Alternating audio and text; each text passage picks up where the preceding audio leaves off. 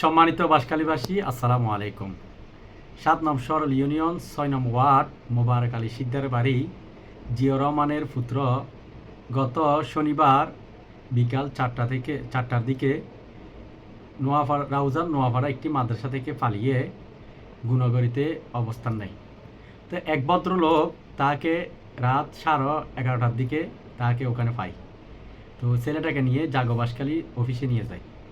তো জাগো বাঁশখালীর পেজ থেকে একটা ভিডিও আপলোড করে যে একটা ছেলেকে পাওয়া গেছে। তো পরিবার থেকে তারা জাগো বাঁশখালীর অফিসে যোগাযোগ করে। তখন তারা অফিস থেকে বলছিল যে ছেলেটা এক ভদ্রলোকের হেফাজতে আছে। তো পরদিন তারা ছেলেটাকে ৯টা বাজে ওখান থেকে রিসিভ করার জন্য তারা জানায়।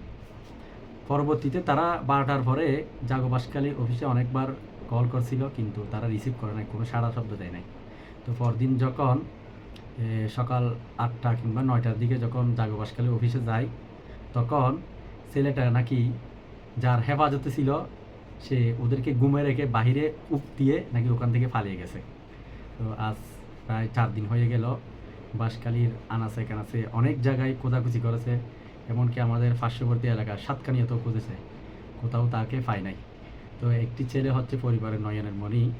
তো ছোট ছেলে হয়তো না বুঝে মাদ্রাসা থেকে হেফজোখানায় পড়ে, না বুঝে পালিয়ে আসছে।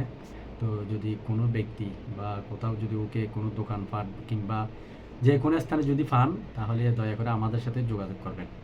আর ভিডিওটি ছড়িয়ে দিবেন যেন নিউজটা যেন সবাই দেখতে পারে, যেন ওকে ইমনকে যেন খুঁজে পাইতে সহায়তা হয়। ওর নাম হচ্ছে ইমন, বাবার নাম হচ্ছে জিয়াউর রহমান, আর ওর বড় ভাইয়ের নাম হচ্ছে ইসমাইল।